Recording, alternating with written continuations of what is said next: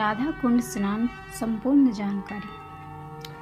भगवान श्री कृष्ण जी की नगरी मथुरा में गोवर्धन गिरिधारी की परिक्रमा मार्ग में एक चमत्कारिक कुंड पड़ता है, जिसपे राधा कुंड के नाम से जाना जाता है।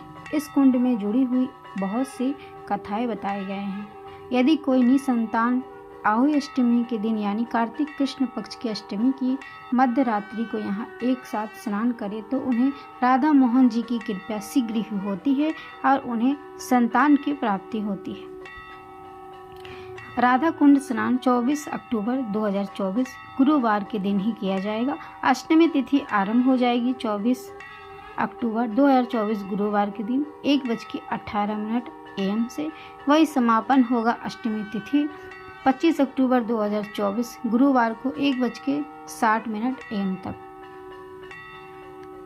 राधा कुंड स्नान कार्तिक मास की कृष्ण पक्ष की अष्टमी को ही किया जाता है। राधा कुंड में डुबकी लगाने के लिए एक विशेष समय निर्धारित किया गया है। मध्य रात्रि के समय को ही सबसे शुभ माना गया है और इसी समय को यह डुबकी लगाना सर्वश्रेष्ठ माना जाता है। हिंदू धर्म के अनुसार कार्तिक मास की अष्टमी, जिसकी आहुति अष्टमी भी कहा जाता है, इस दिन राधा कुंड में डुबकी लगाने का विशेष विधान है। धार्मिक मान्यताओं के अनुसार इस दिन निसंतान को संतान की प्राप्ति होती है और आशीर्वाद की भी प्राप्ति होती है। इस समय सुहागन अपने केस खोलकर राधा जी की उपासना करती हैं और पुत्र रत्न प्राप्ति के लिए प्रार्थना करती हैं। कार्तिक मास की अष्टमी को संतान प्राप्ति के लिए निर्जला व्रत रखने को भी विधान है।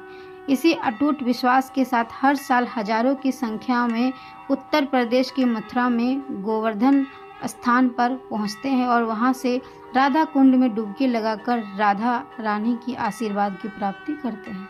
ऐसा माना जाता है कि आज की कार्तिक मास के पुण्य नक्षत्र में भगवान श्री कृष्ण आधी रात्र में 12 बजे तक राधा जी के साथ में राधा कुंड में ही सखियों के संग महारास करते थे। इसलिए आहुति अष्टमी के दिन यहाँ अष्टमी मेला लगाया जाता है।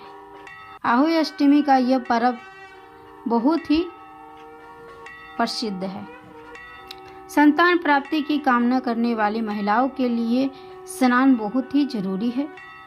वही जिस दिन स्नान होता है उसी दिन मन इच्छा प्राप्ति हेतु बहुत से भक्त जन यात्री भी करते हैं और यहाँ पर ही आकर स्नान भी करते हैं। ऐसा कहा जाता है कि राधा कुंड में भगवान श्री कृष्ण जी के दया की भावना बसी हुई है। मान्यताओं के अनुसार बेल एक धार्मिक प्रतीक है, इसलिए श्री कृष्ण जी ने एक असुर स्वरूप बेल की हत्या की थी।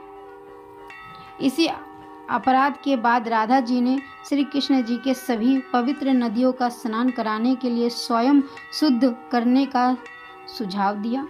राधा जी की बात को मानकर श्री कृष्ण जी ने सभी पवित्र स्थानों का जल एक ही स्थान पर ले आए थे। ऐसा उन्होंने संकल्प लिया था।